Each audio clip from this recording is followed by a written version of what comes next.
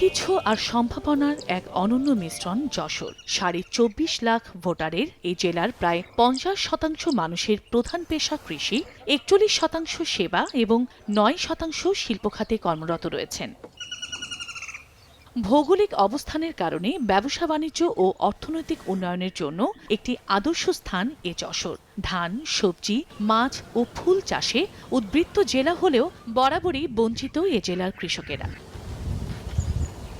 এতে করে নিশ্চিত হয়নি পণ্যের ন্যায্য মূল্য, সৃষ্টি হয়নি কর্মসংস্থানের। পাশাপাশি এ জেলায় বিমানবন্দর, স্থলবন্দর, নৌবন্দর, রেল যোগাযোগ সহ চতুর্মুখী সড়ক যোগাযোগ ব্যবস্থা রয়েছে। এমন অবকাঠামো নিয়ে তৃতীয় বাণিজ্য নগরী হয়ে ওঠার সুযোগ থাকলেও তা কাজে লাগানো হয়নি। গড়ে ওঠেনি কোনো শিল্প কারখানা, নেওয়া হয়নি কোনো মেগা প্রকল্প।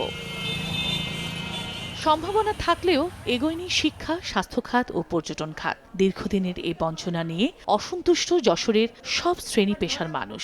দাবি থাকবে যাতে কৃষকরা একটা কার্ড পায়, যে কার্ডের মাধ্যমে সব কিছু মানে সার, কীটনাশক এবং কোনো দুর্যোগ যখন হবে তখন ওই কার্ডের মাধ্যমে আমরা সব কিছুই পাবো। জেলায় যে রোগীর চাপ, এখানে সংকুলন হয় না, যার কারণে কিন্তু রোগীদের অনেক ভোগান্তি পোহাতে হয়। আগামী দিনে যে সরকারই আসুক না কেন, তাদের কাছে আশা এবং প্রত্যাশা রাখি যশোরকে তারা পর্যটন হিসেবে গড়ে তোলার জন্য বিবেচনায় নেবেন। মেগা প্রকল্প, আমাদের গ্যাসের লাইন, আমাদের বিশেষ করে যে এই অঞ্চলের কানেক্টিভিটি, আমাদের কন্টেইনার টার্মিনাল, সব কিছু মিলে যদি এইগুলো সাপোর্ট দেওয়া চাই, অবশ্যই যশোর বাংলাদেশের সামরিক অর্থনীতিতে অবদান রাখবে। উন্নয়ন গবেষকরা বলছেন, যশোরের অর্থনীতিকে চাঙা করতে হলে প্রথমত প্রয়োজন একটি সমন্বিত শিল্পনীতি। পাশাপাশি অবকাঠামো উন্নয়ন সহ প্রয়োজনীয় ক্ষেত্রে সঠিক উদ্যোগ নিলে ঘুরে দাঁড়াতে পারে এ জেলা। যশোরের ইন্ডাস্ট্রি ডেভেলপ করুক, এখানে প্রত্যেকটা যে শিল্প আছে, ক্ষুদ্র কুটির শিল্প আছে, এখানে যতগুলো শিল্প আছে, শিল্প কারখানার বিকাশ ঘটে।